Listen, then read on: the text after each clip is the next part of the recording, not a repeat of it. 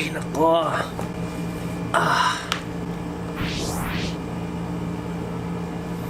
Hey guys, what's up? It's Jonathan Narbuda and you're watching I Love Tansyong TV, a channel that highlights and celebrates the beauty of life. If you are new to this channel, consider subscribing. Click the subscribe button at yung bell notification na katabi naman ito para ma-notified kayo moving forward sa mga upcoming uploads ko. If you're using our social media like Twitter, Facebook, and Instagram, please follow me. It's at I Love Tansyong and visit my blog. It's www.ilovetansyong dahil may mga videos ako doon na hindi nakarating dito sa ating channel, doon ko siya nilalagay.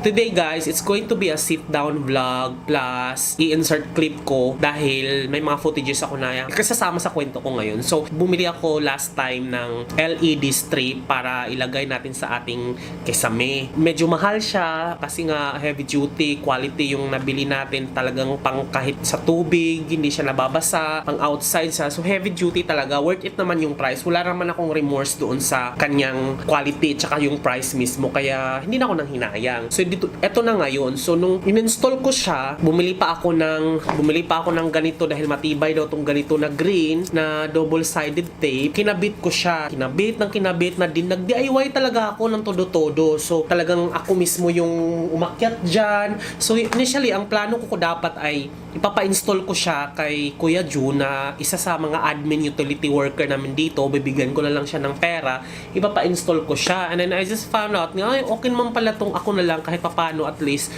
Iba kasi pag ikaw yung mismong gumagawa ng sarili mong sa loob ng bahay dahil parang oh my God, isa ka part ka doon sa item na yun. Isa ka sa mga gumagawa. So sabi ko, ako na lang muna ang gumawa. So talagang inakyat-akyat ko siya. Tinudo-todo ko talaga ng bonggang-bongga ng pag-akyat. Talagang naku, nilagnat pa ako noon dahil sa kaka-install ko talaga ng todo-todo. Kaso nga lang, ang problema, gumanda siya. Okay, umokay yung itsura niya ha. Pero I found a few locations for IYA near you. see? So, ganyan itsura niya. Pwede gawin kahit anong kulay yan.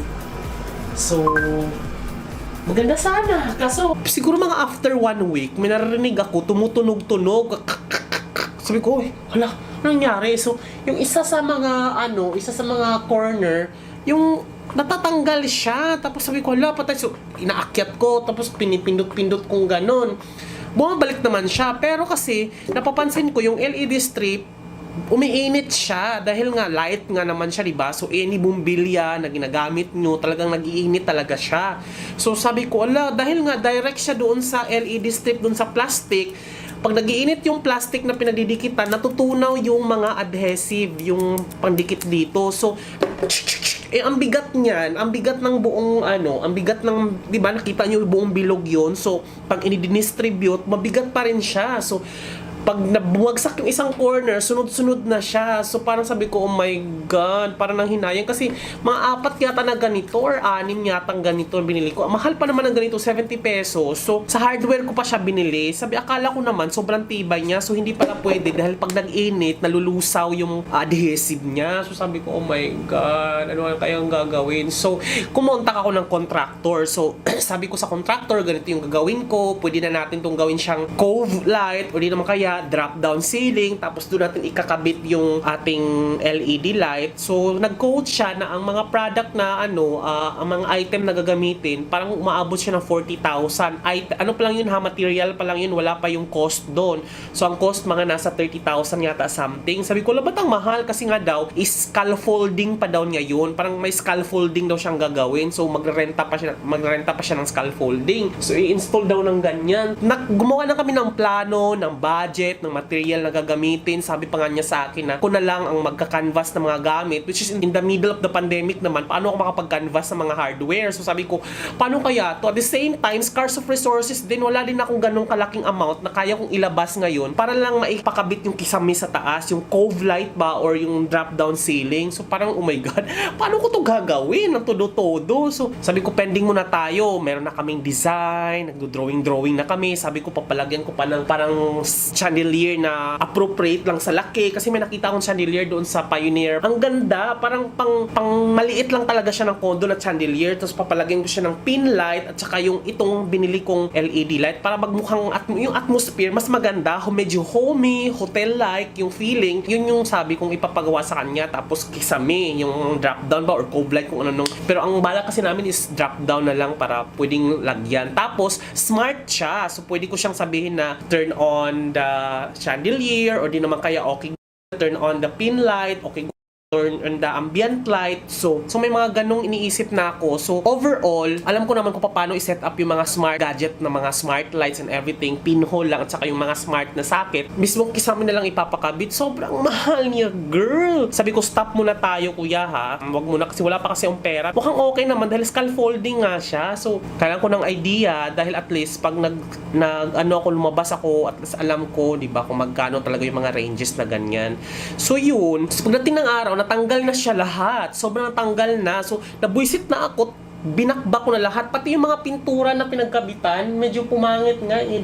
Dahil nagkaroon ng mga latak. Ayun o, sobrang pangit niya. So, tinabi ko lang siya doon sa dulo. Kaya napapansin nyo pag nag-vlog ako, sobrang light yung taas ng aparador. Dahil doon ko tinambak yung LED strip. So, lately, sabi ko, oh my God, paano ko kaya to gawan ng DIY? So, sabi ko, gusto ko kasi siyang gamitin talaga na temporary. At least kahit wala pa man lang yung kisame na ipapakabit natin na cove light or drop down ceiling, at least magagamit na natin. So, bumili ako ng mga adhesive na mga ididikit. Ganito. Marami to, 25 piraso. 50-50 isa. So, naka 350 din ako. Kasi, di ba, alam niyo naman na natanggal yung LED light. Tingnan mo naman yung LED light ko, di ba? Parang hindi ko magamit-gamit. So, para magamit ko siya, kailangan kong magpakabit ng kisame. Eh, mahal pa, hindi ko pa kaya. Kaya, gagawan ko muna ng paraan ito kasi alam ko matibay ito eh. So, itatry natin itong matatanggal ba. Kung hindi, eh, di wow. Yun, dinikit ko siya. So, ngayon, ikakabit naman natin itong mga ganito. Kahoy yung yan. Adhesive din siya, pero kahoy. Pero maganda to dahil hindi lumalapat yung mismong LED. So, hindi matutunaw yung adhesive dahil merong metal. Oh, doon ko sa metal ikakabit. So, Yung sasabi ko lang na ganun, hindi siya mismo yung lalagyan ng adhesive. So, hindi natatouch yung adhesive at saka yung likod ng strip. So, hindi nag-iinit. So, hindi siya natatanggal. So far, maganda naman yung kinalabasan niya. At temporary lang yung gagawin natin ngayon. Sobrang temporary lang talaga. So, at least kahit papano, nagagamit ko siya. So, ayun. So, yun lang naman. Medyo may plano na tayo. Budget na lang ang kulang. So, hopefully, pag-iipunan natin yan. Dahil nga, gusto ko rin na mas mapaganda. Paunti-unti lang naman. Hindi naman kailangan biglaan eh. Kasi nga, sabi ko nga, pinacoat ko din yung kusina, diba? So, yung mini kitchen natin, yung micro kitchen natin. So, sabi ko, paunti-unti na lang muna kasi hindi pa naman siya kailangan talaga gamitin. Naisipan ko lang mapakabit ng drop-down ceiling dahil nga sa binili ko na LED light para magamit. But for the meantime kasi, medyo kumakabit-kabit naman siya. Ayun o, yan yung nangyari sa kanya. O, diba? So, medyo umokay naman siya. Medyo mapakurtina nga lang, may paganon-ganon siya. Pero pwede na siya. So, pansamantala muna guys. Ganyan muna ang itsura niya, medyo kumabit naman kaysa nakatambak lang siya dun sa gilid tulad ng dati. So ngayon medyo okay naman, may mga ganyan-ganyan lang na siwang pero that's fine. Basta nakakabit na siya sa buong kwarto para visually pleasing na siya or para maganda siya tingnan. So ayan, pwedeng green, at least yung atmosphere ng kwarto na iiba na siya, like red, like green, ayan, pwedeng so maganda na siya kaysa sa wala, kahit pa paano.